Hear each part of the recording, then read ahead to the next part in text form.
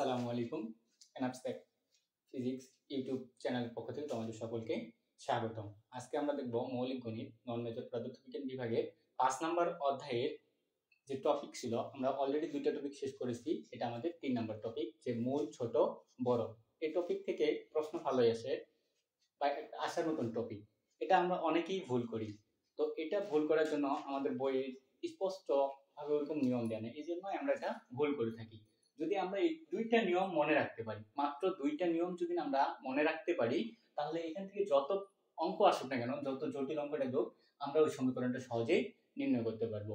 তো এখানে তোমাদের যে অঙ্কগুলো আসবে, এখানে একটা উদাহরণ নেওয়া হয়েছে। তো এই যে নিয়ম দুইটা, আগে চলো আমরা নিয়ম দুইটা দেখে নিই। যে যদি বড়, বেশি, বৃদ্ধি, তিনটা কথাই লেখা থাকতে পারে। বড় থাকতে পারে, বেশিও লেখা থাকতে পারে, আবার বৃদ্ধিও থাকতে পারে। এই তিনটা কথা যদি আমরা পাই, তখন আমাদের নিয়ম আসবে যে 1 নাম্বার যে নিয়মটা আছে, এই নিয়মটা আমরা ফলো করে অঙ্ক করব। যে 1 নাম্বার নিয়মটা কি, প্রদত্ত সমীকরণে x এর পরিবর্তে একটা সমীকরণ দেওয়া থাকবে।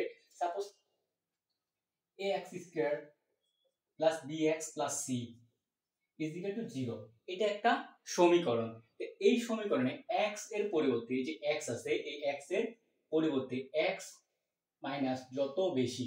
এখন এখানে যদি তোমার বলে দেয় যে 3 বেশি, এই সমীকরণের চেয়ে 3 বেশি, তখন আমরা লিখব এই যে x এর পরিবর্তে এটা থাকবে x - 3। এই যে বেশি বলছে, এজন্য x - 3, যত বেশি এটার পর তখন স্কয়ার আছে, স্কয়ার বসে গেল। সেম ভাবে b x - 3 এভাবে বসাতে হবে। এবং সিনথেটিক প্রক্রিয়ায় অতঃপর x প্লাস যত বেশি, তারপর যে আসবে যে x + 3 যদি হয়তো তাহলে 3, যদি 2 বেশি বলে তাহলে 2, যদি 5 বলে তাহলে 5। এই এত দ্বারা সিনথেটিক কৃত্রিম প্রক্রিয়া, এটা একটা তোমাদের প্রক্রিয়া আছে। এই প্রক্রিয়াটা আহামরি খুব একটা কঠিন না। যখন আমরা অঙ্ক করব তখন এটা বিষয়টা আমাদের ক্লিয়ার হয়ে যাবে। এই প্রক্রিয়া ভাগ করতে হবে। তো এটা গেল আমাদের 1 নাম্বার নিয়ম। 2 নাম্বার নিয়মটা কি, যেহেতু এটা বড়, বেশি, বৃদ্ধি, তার মানে এর অপোজিটটাই হবে আমাদের 2 নাম্বার নিয়ম, ছোট, কম, হ্রাস থাকলে। এই দুটো নিয়ম থেকে সব অঙ্কগুলো তোমাদের এখানে থাকে। এর বাইরে কোনো নিয়ম বা অন্য কোনো নিয়ম দিয়ে অঙ্ক করতে হয় না।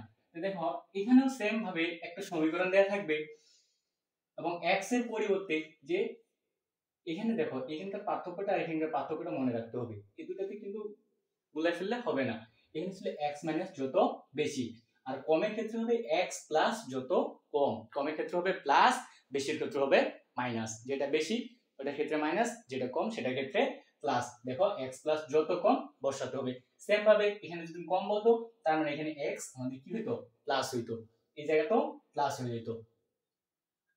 এবং এখানে দেখো, এখানে আমরা x মাইনাস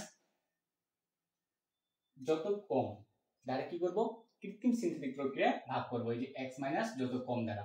আর এখানে আমরা করছিলাম x প্লাস যত বেশি, যে x প্লাস যত বেশি এটা দিয়ে ভাগ করছিলাম। আর এখানে আমাদের x মাইনাস যত কম দ্বারা কৃত্রিম সিনথেটিক প্রক্রিয়া ভাগ করতে হবে।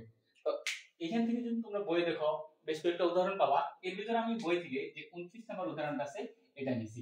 উদাহরণে দেয়া ছিল যে সমীকরণের মূলগুলো f of x is equal to, এভাবে এটা দেওয়া থাকতে পারে, অথবা ডিরেক্ট এইটুকু অংশ দেওয়া থাকতে পারে, তখন তোমরা ধরে নিবা f of x is equal to এত।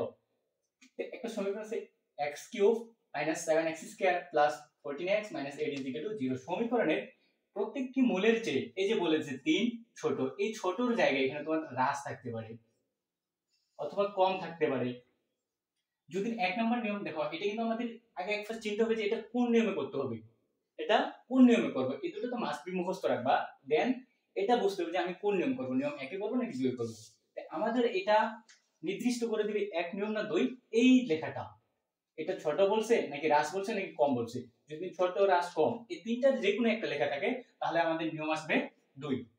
আর যদি এখানে লেখা থাকে বড় অথবা বৃদ্ধি অথবা বেশি, এই তিনটার যে কোনো একটা লেখা পাই, এই তিনটার যে কোনো একটা লেখা পাই, তখন আমরা এই যে নিয়ম 1 ফলো করব। নিয়ম 1 আর নিয়ম 2 এর মধ্যে কিন্তু পার্থক্য আছে। এখানে x এর পরিবর্তে যেটা বসাবো এটা x মানে যত বেশি, আবার এটার ক্ষেত্রে যে মানটা বসাবো এটা x প্লাস যত কম। এই দুইটা জায়গার কারণে কিন্তু মান বা আনসারটা আমাদের আলাদা আসবে। তারপর কৃত্রিম সিনথেটিক প্রক্রিয়া ভাগ করতে হবে। প্রদত্ত সমীকরণ, যে সমীকরণটা দেওয়া ছিল, প্রদত্ত সমীকরণ x³ - 7x² + 14x - 8 = 0, এটাকে আমরা 1 নম্বর দিলাম। কারণ এই যে প্রদত্ত সমীকরণ, এই সমীকরণের নিচে অংশে দেওয়া ছিল যত কম বা ছোট কথাটা ছিল। তো আমাদের 2 নম্বর নিয়মে ছিল যে যদি কম হয় বা ছোট হয় বা হ্রাস পায়, তখন আমরা এই যে x এর পরিবর্তে কি লিখব, x প্লাস যত কম। এই কথাটা আমরা লিখছিলাম 2 নম্বর নিয়মে। x প্লাস যত কম এটা বসাবো কোথায়, 1 নং, যে 1 নং সমীকরণ আছে এটা x, এই x এর পরিবর্তে আমরা এই মানটা বসাবো। সো এখানে যদি x এর পরিবর্তে বসাই x প্লাস 3, এরপর ছিল পাওয়ার কিউব মাইনাস 7 থাকলো x এর পরিবর্তে x plus 3 whole square plus 14 থাকবে সামনে, x এর পরিবর্তে x প্লাস 3 মাইনাস 8 0। এটাকে আমরা দিব 2 নং। এখন 2 নংকে 2 নংয়ে x মাইনাস 3,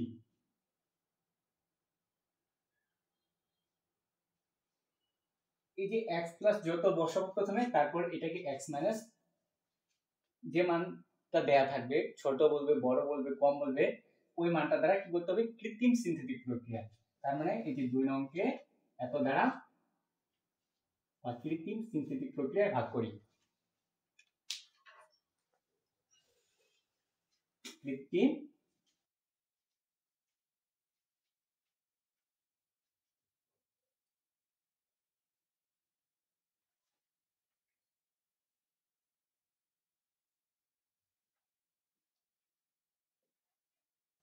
প্রক্রিয়ায় ভাগ করি।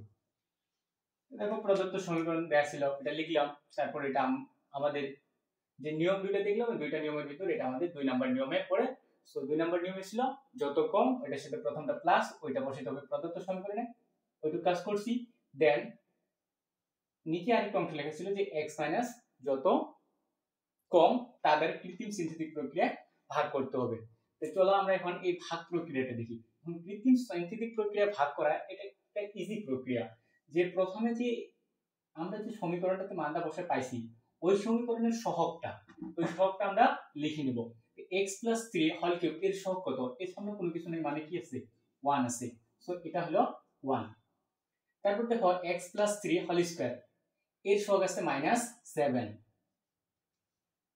x প্লাস 3 এর সহগ আছে 14, এবং এই যে শেষে ধ্রুবক পদ থাকলো। এখন যত কম বা বেশি বলছি,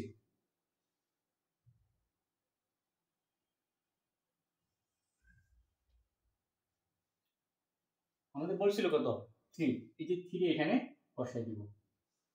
এখন এই যে মানটা, এর নিচে যে 1টা আছে, এটা অলওয়েজ 1ই থাকবে, এটা সবসময় কি থাকবে, 1 থাকবে।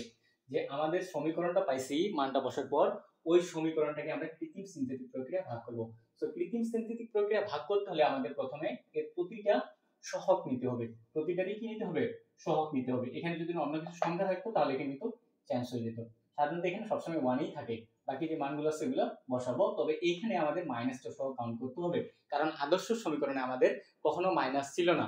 কারণ যদি একটা আদর্শ সমীকরণ দেখি, a x cube plus bx square plus cx plus d, এটা কিন্তু ত্রিঘাতের আদর্শ সমীকরণ বা আদর্শ রূপ। এখানে দেখো কোথাও কিন্তু মাইনাস নাই, মাইনাস নিয়ে কাউন্ট করা হয় না। যদি এখানে মাইনাস b থাকতো, তখন এটা তোমার x এর সহগ আসতো মাইনাস b, এই যে b টা মাইনাসটা সহ আসতো। সেম ভাবে এখানে মাইনাস 7টা কিন্তু এর সহগ আকারেই আসবে। এইটা যখন করব, এটা 1 নিলাম, এখানে কোনো চান্স হবে না। তারপরে যে 3 আছে, এই 3 এর সাথে 1 কে গুণ করতে হবে, 3 এর সাথে 1 কে গুণ করতে হবে, 3 আর 1 গুণ করলে আসবে 3। সো এটা যা আছে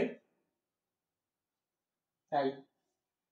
এখন দেখো এখানে 7, এখানে 3, 7 থেকে 3 গেলে মাইনাস 4, মাইনাস 4।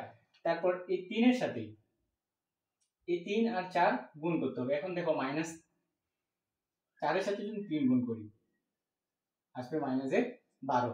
এই মানটাকে আমাকে এখানে বসাতে হবে মাইনাস 12। এখন এটাকে যদি যোগ বিয়োগ করি, 14 থেকে 12 গেলে 2, 14 থেকে 12 গেলে 2। আবার এই 3 কে এই 2 এর সাথে গুণ করতে হবে, 3 দুগুণে 6, 3 দুগুণে 6। তো এটা যদি যোগ বিয়োগ করি, এখানে মাইনাস 8 থেকে যদি প্লাসে 6 যায়, তার মানে আসে মাইনাস 2। মাইনাসের কত আসে 2, মাইনাস 8 প্লাস 6 সমান মাইনাস 2। এই মানটা আমাদের আসে। দেখো এখন আমাদের এটা একবার শেষ, যখন একবার শেষ তখন আমরা এক ঘর কমাই দিব, এই যে শেষের ডিজিটটা বাদ। এখানে আবার 3 লিখবো, এই যে 1, তো এটা নিচে বসবে 1, এই লাইনটা সবসময় 1ই থাকবে। এখন 3 একে 3, 3 একে 3, এখন -4 থেকে +3, -4 +3 ইকুয়াল কত আসবে? -1, এখানে আসলো -1, -1 এর সাথে যদি 3 গুণ করি তো -3, এখানে আসবে -1, এখানে আরেকটা ডিজিট কমে গেল, এটা অলওয়েজ কমতে থাকবে।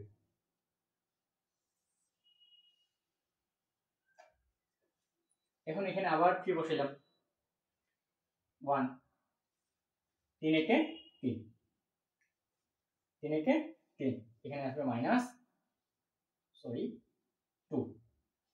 -1 থেকে +3 বাদ দিলে আসে 2, এই যে শেষ। এটা হচ্ছে আমাদের কৃত্রিম সিনথেটিক প্রক্রিয়ায় ভাগ।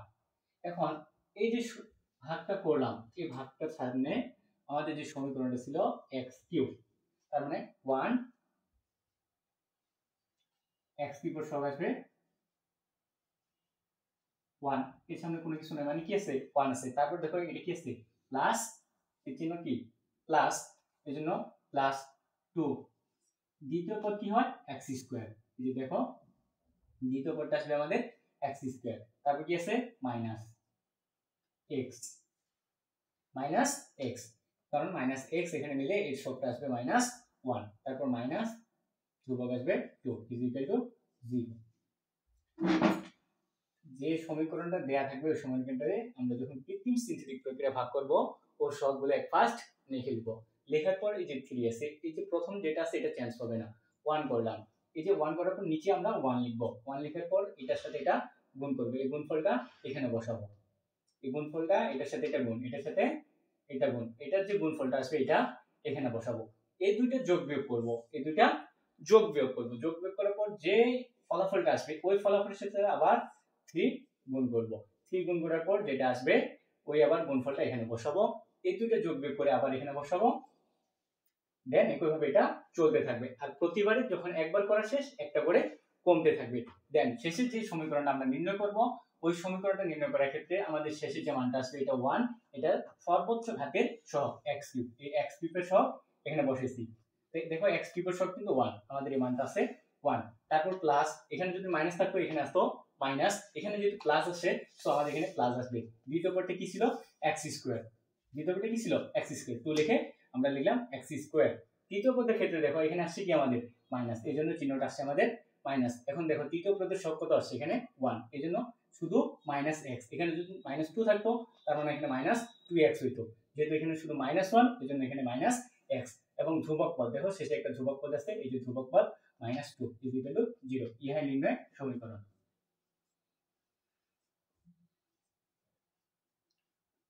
ইহা নির্ণয় সমীকরণ, আমাদের এই সমীকরণটাই নির্ণয় করতে বলছি। আজকের মতো এখানে শেষ, আল্লাহ হাফেজ।